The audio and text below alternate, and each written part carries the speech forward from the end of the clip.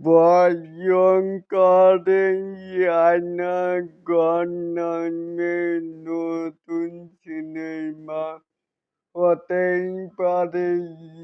এই যে পরিচালক বদিউল আলম খোকন, তিনি কিন্তু নিশ্চিত করেছেন শাকিব খানের দ্বারাই তিনি এই মুভিটি করতে চাচ্ছেন।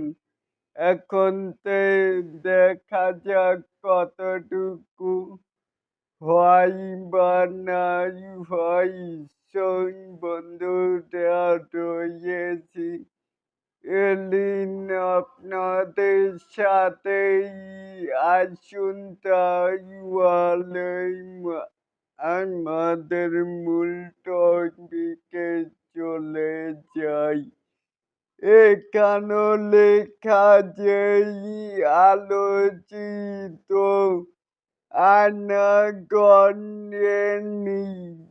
এই ভয়ংকর এই আয়নাঘর নামে নতুন মুভি নির্মাণের ঘোষণা দিয়েছে নির্মাতা বদিউল আলম খোকন।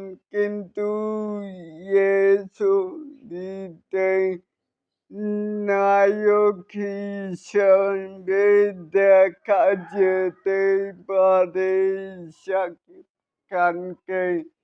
তাহলে কি বুঝলেন?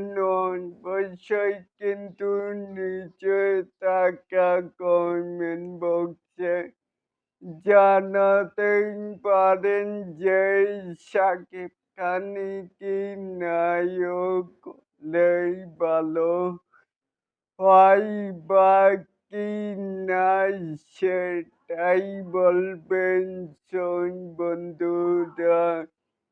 এরকম আরো নিত্য নতুন শাকিব খানের আপডেট পাওয়ার জন্য অবশ্যই চ্যানেলটিকে সাবস্ক্রাইব করবেন and বেল বাটনটিকে বাজিয়ে দিবেন।